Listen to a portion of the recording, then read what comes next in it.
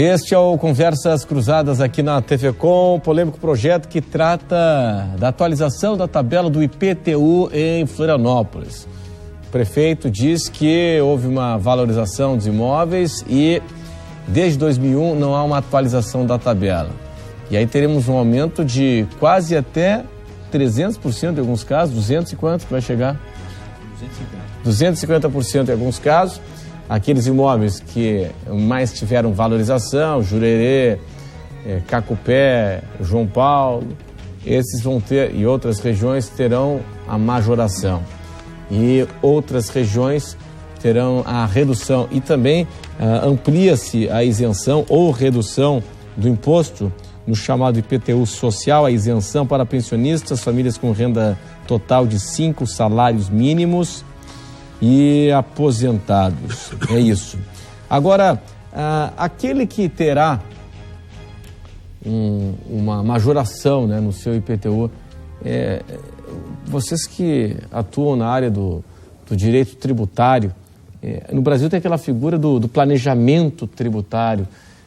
Isso acontece mais com poder aquisitivo, né, para quem tem mais recursos, tem para conseguir planejar como vai pagar, de que forma vai pagar e tal. No caso do IPTU é mais difícil ou não? Aí não tem saída, né? A gente poderia falar sobre aquele terreno, nosso grande imóvel, numa área não tão central, que a gente quer fazer um loteamento, mas a gente está esperando valorizar. A hora de fazer o loteamento é agora.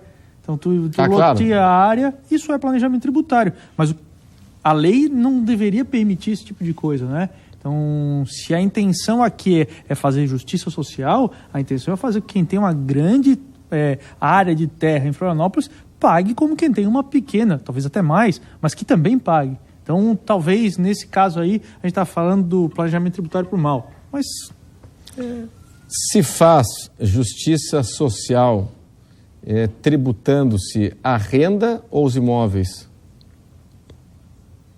A justiça social, ao meu sentir, se faz com a boa aplicação da arrecadação tributária e não com o aumento da carga tributária, tampouco a imposição. Quer seja um tributo sobre a renda, quer seja um tributo real, um tributo, como é dito, um tributo sobre a coisa, como é o IPTU. Nós vivemos num federalismo em que se persegue constantemente uma busca pelo federalismo norte-americano, em que lá nós temos um federalismo por agregação. Os Estados Unidos se uniram para formar a América. Nós vivemos no Brasil em que nós temos uma cultura segregativa, ainda nós estamos procurando o nosso federalismo. Nós estamos aprimorando a divisão do Tratado de Tordesilhas em linhas retas que estão se dividindo. Aonde que eu chego? Eu chego em que nós temos uma divisão federativa, em que se dá autonomia administrativa e autonomia de arrecadação e até mesmo de legislação em certas partes, com seus temperamentos e dentro das suas situações. Nós temos uma carga tributária em que hoje a União, pode-se dizer, tem quase 62% da arrecadação, os estados 27% e os municípios 11%. Então é natural que o nosso prefeito municipal, administrando, venha buscar um aumento da carga tributária. Só que nós, contribuintes, que não estamos só pagando os tributos e não estamos só olhando os tributos do município, e nós estamos olhando os tributos federais, tributos estaduais, em que até mesmo em vários aspectos da mídia não se sabe o efetivo dia que o brasileiro trabalhou para pagar a carga tributária. Não raras vezes encontramos em alguns dias, olha, em junho, o brasileiro até a data de hoje trabalhou para pagar a carga tributária. Depois, um mês após, nós temos outro. Em São Paulo, nós temos o impostômetro, onde que nós deveríamos ter o tributômetro, ou seja, nós temos o imposto, é uma das espécies das 5 da carga tributária que envolve todo o nosso arcabouço ou a nossa grande amarra tributária. A justiça social se dará quando a gente tiver uma boa aplicação de recursos, quando tiver o contribuinte um fácil acesso à educação, um fácil acesso à escola. Quando eu digo educação, no sentido geral, no mínimo a escola, principalmente a primária. A saúde, a gente não precisa nem entrar com maiores digressões e com maiores discussões. Ficamos por anos tratando e ouvindo falar do CPMF, aquela tida contribuição, o P, que era de provisória, já era permanente, de movimentação financeira, que era destinada à arrecadação para a própria saúde, em que se arrecadava quase 20 bilhões ano. Ficamos com 13 anos. Se um hospital custasse de alto nível 1 bilhão, nós teríamos 20 por cada ano. E eu imagino que todos os estados da federação teriam essa distribuição. Não raras vezes verificamos os alcaldes, os prefeitos municipais indo a Brasília para rediscutir o Pacto Federativo. A rediscussão do Pacto Federativo não é rediscutir a linha dos tratados de Tordesilhas e transpor as linhas. Apenas se faz quando se tem a briga pelo pré-sal, que é o único campo que a gente ainda não sabe onde está a divisão do território. A rediscussão do Pacto Federativo é a arrecadação, é a distribuição de renda e de atribuições para a municipalidade e para os estados. Então, eu imagino uma discussão muito epidérmica se falar em aumento de IPTU, em se falar em aumento de imposto de renda ou atualização de tabelas. Nós temos que passar para uma nova fase nessa nação e se discutir efetivamente que tipo de federalismo, que tipo de governo nós queremos. Se nós pretendemos uma base social, nós teremos uma arrecadação muito maior. Se pretendemos um Estado intervencionista como Keynes assim vislumbrava, nós temos outro tipo de carga tributária. Agora, não dá para que tenhamos vários tipos e várias formas de ideologias e aplicação de governo de forma discrepante e com tabelas de valores de imóveis atualizados em um município e não atualizados. Nosso município é um município que não estava atualizado há 17 anos. Será que Balneário Camboriú vai atualizar? Nosso presidente Secov, a especulação vai correr para outras cidades. Diminui o investimento na cidade, diminui o emprego, diminui a construção, diminui o retorno para o profissional liberal e para toda a sociedade, diminui o investimento na saúde, diminui o investimento na educação. Então há impacto na atividade econômica. Sem dúvida. Deixa eu pegar um gancho aqui com o Diogo, até para falar sobre isso. Carga tributária, além de ser um problema financeiro, também é um problema de tempo que as empresas e as pessoas dedicam. Além de aumentar o tributo, a prefeitura quer complicar a vida do vendedor, né?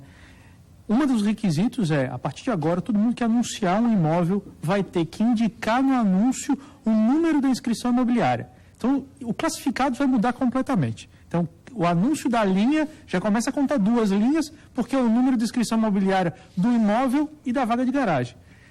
Isso vai causar um transtorno maior. Qual é a finalidade disso, hein? Imagino ser a fiscalização. Aí tem uma ilegalidade muito grande, né? Porque tu vai regular uma atividade e uma profissão, corretor de imóveis e imobiliárias, que tem que ser regulada por lei federal, tem lei federal própria, vimos o anúncio do Cresci aqui, inclusive, o Secov luta muito pela categoria também, e na ausência da lei federal estabelecer algumas regras, quem vai estabelecer é o Conselho, seja o Conselho Federal ou seus conselhos regionais através de resolução. Você está tendo uma lei municipal transpondo a autonomia desses conselhos ou mesmo de uma lei federal, ferindo a hierarquia das leis, obviamente, né?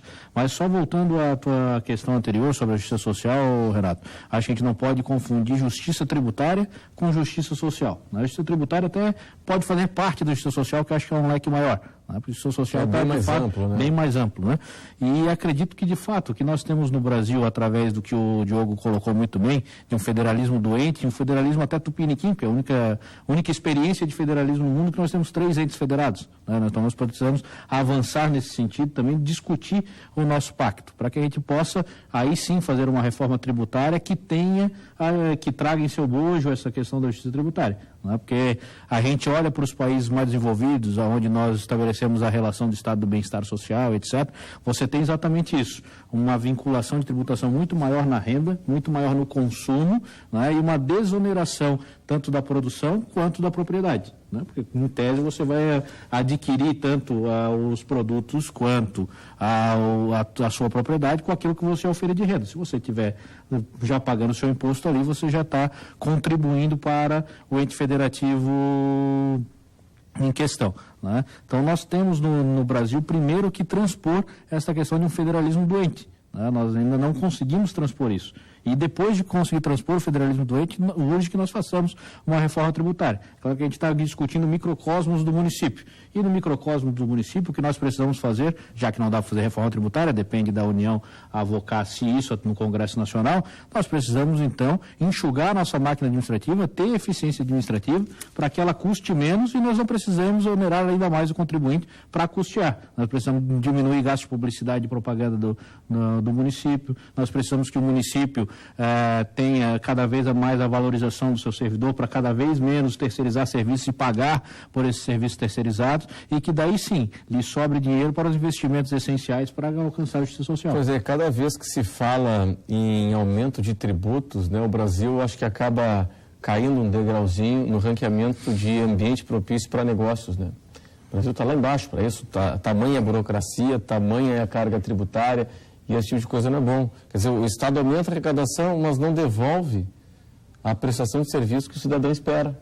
Renato, nesse aspecto, vale lembrar que recentemente nós vimos no Brasil movimentos sociais, as pessoas indo para as ruas, se manifestando, né, sobre diversos temas, mas todos eles com foco justamente na questão da eficiência do poder público, né, no retorno que as pessoas, que o cidadão tem dos seus governantes, dos governos, né. Então, esse projeto de lei, que a princípio trata do IPTU, né, ele peca justamente na falta do debate com a sociedade desses outros aspectos, né. Será que esse aumento de 50% no ITBI é oportuno? O momento é esse para se fazer esse aumento, né? Qual justificativa a prefeitura tem, né? A sociedade está entendendo isso. A gente sabe que o primeiro ano do mandato, né? A gente sabe que o imposto enquanto tributo, ele não precisa ter uma contraprestação específica, ou seja, o governo não precisa explicar necessariamente para onde o dinheiro vai, né? Para custear a máquina pública, mas que não é de bom tom hoje em dia, com as manifestações que a gente vê, com a capacidade de comunicação e de informação das pessoas, que haja esse debate a respeito disso, né? O que me parece é que efetivamente é arrecadatório, né? É passar atestado de que é ineficiência do poder público precisando de mais dinheiro, né? É ineficiência do poder público precisando arrecadar, e não é isso que a sociedade espera hoje dos nossos governantes, ainda mais de um rapaz, de um cara jovem, né? Que veio com uma nova proposta, como bem lembrou, né?